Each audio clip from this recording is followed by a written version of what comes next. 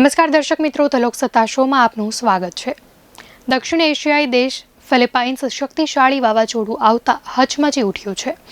આ દરમિયાન 215 કિલોમીટર પ્રતિ કલાકની ઝડપે પવન ફૂંકાઈ રહ્યો છે। દરિયામાંથી માછીમારોએ બોટ હટાવી લીધી છે, તો લોકોને પણ સલામત સ્થળે ખસેડવામાં આવ્યા છે। આટલી બધી સુરક્ષા છતાં મોટા પ્રમાણમાં નુકસાન થવાની સંભાવના છે। આ વાવાઝોડાને ક્રેથોન નામ અપાયું છે। હવામાન વિભાગના જણાવ્યા અનુસાર કાગ્યાન અને બાટેનેસ પ્રાંતના બાલિતાંગ દ્વીપના તટીય વિસ્તારોમાં 175 થી 215 કિલોમીટર પ્રતિ કલાકની ઝડપે તોફાની પવનો ફૂંકાતા જોવા મળ્યા હતા।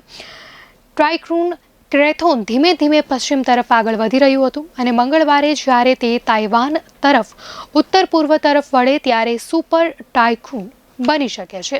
હવામાન એજન્સીએ આગામી 48 કલાકમાં બટાનેસ નજીકના પાપુયાન ટાપુ અને કાગ્યાન પ્રાંતના દરિયાકાંઠાના ગામોમાં મધ્યમથી ઉચ્ચ જોખમી વાવાઝોડાની ચેતવણી આપી હતી અને કહ્યું હતું કે જોરદાર પવન ફૂંકાશે, વૃક્ષો પણ પડી શકે છે, છત પણ ઉડી શકે છે। આ સુપર ટ્રાઇક્રૂનને કારણે ભારે નુકસાન થવાની આશંકા છે। ત્યારે વાવાઝોડાને કારણે કાગ્યાન પ્રાંતમાં વીજ પુરવઠો પણ ખોરવાઈ ગયો હતો અને સેંકડો ગ્રામજનોને દરિયાકાંઠાના અને પૂરગ્રસ્ત વિસ્તારોમાંથી સુરક્ષિત સ્થળોએ ખસેડવા પડ્યા હતા। અધિકારીઓએ જણાવ્યું હતું કે સાવચેતીના ભાગરૂપે સોમવારે ઉત્તરના ઘણા પ્રાંતોમાં તમામ શાળાઓ અને કોલેજોને બંધ કરી દેવામાં આવી છે।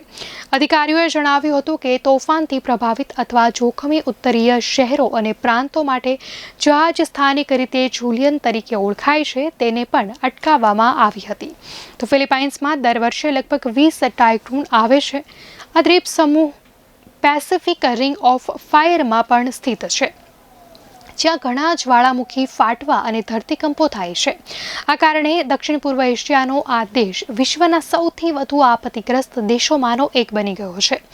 ટાઇક્રૂન હૈયાન 2013માં વિશ્વમાં અત્યાર સુધીના સૌથી શક્તિશાળી તોફાનોમાંનું એક। 7300થી વધુ લોકો મૃત્યુ પામ્યા અથવા તો ગુમ થયા, આખા ગામોનો નાશ કર્યો। આ તોફાનના કારણે મધ્ય ફિલિપાઇન્સમાં 50 લાખથી પણ વધુ લોકો વિસ્થાપિત થયા હતા।